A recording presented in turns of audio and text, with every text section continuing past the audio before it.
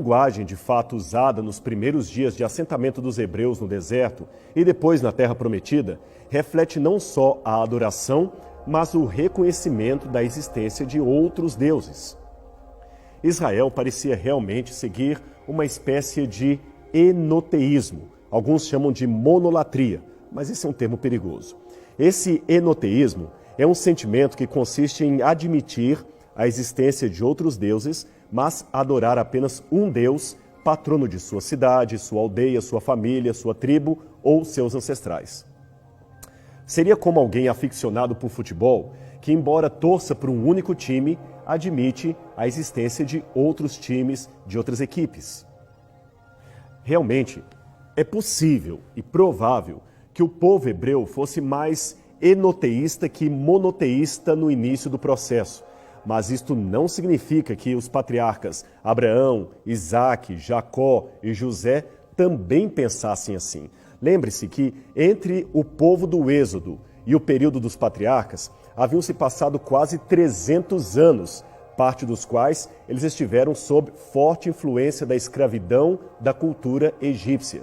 Por isso, é possível sim que eles fossem enoteístas no começo, mais enoteístas do que monoteístas, mas isto, repetimos, apenas no início de sua jornada.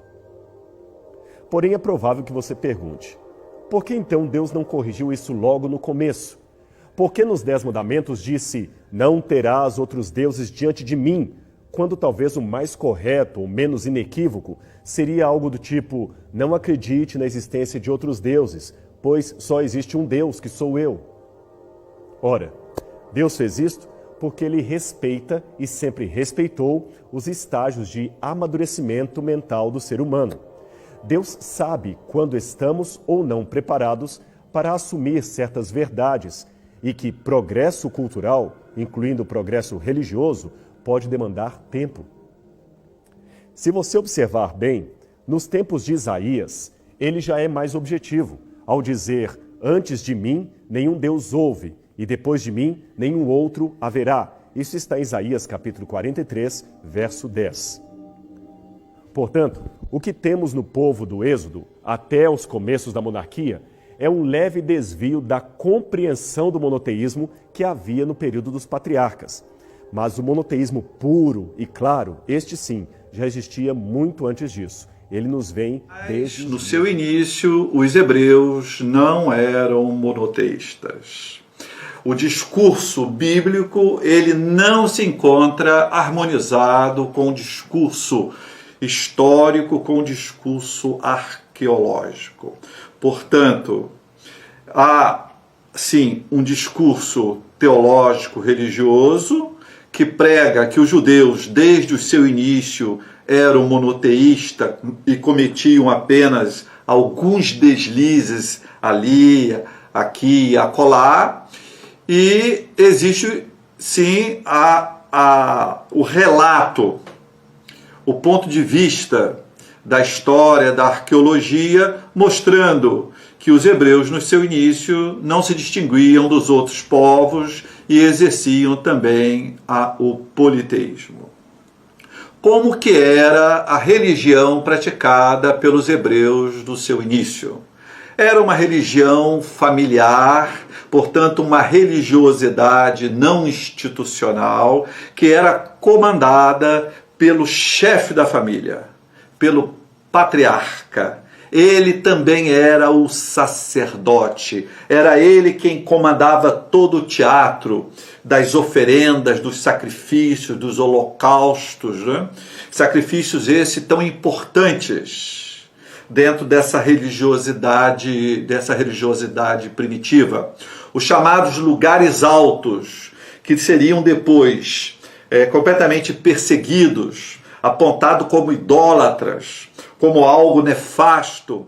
Esses lugares altos, eles eram extremamente cultuados pelos hebreus no seu início.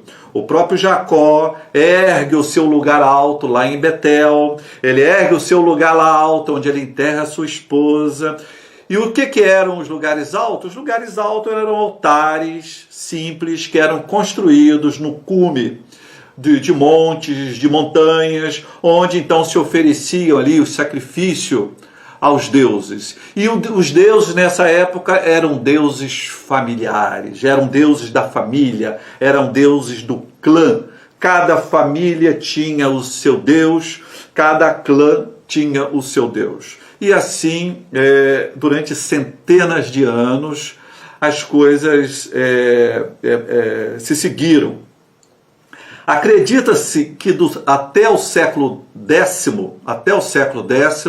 os hebreus praticavam um politeísmo muito bem integrado com os povos vizinhos. O povo de Ugarite, os cananeus e os fenícios e os hebreus não tinham muita diferença. As línguas eram muito parecidas, os deuses eram compartilhados, um povo com o outro, não havia grande diferença entre os fenícios, os hebreus, os ugaríticos, não havia grandes diferenças.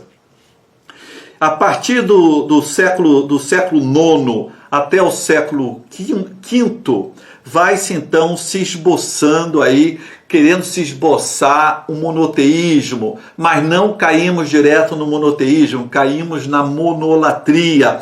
A monolatria seria a crença que um Deus somente deveria ser adorado, mas não se nega a existência dos outros deuses.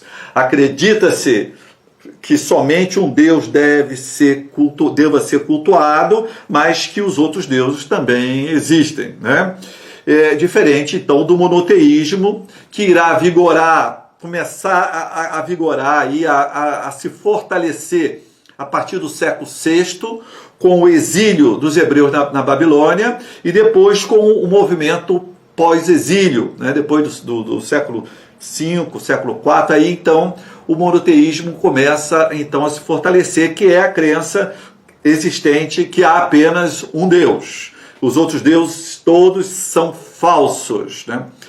A arqueologia desmente isso, de que o monoteísmo sempre fez parte do povo hebreu.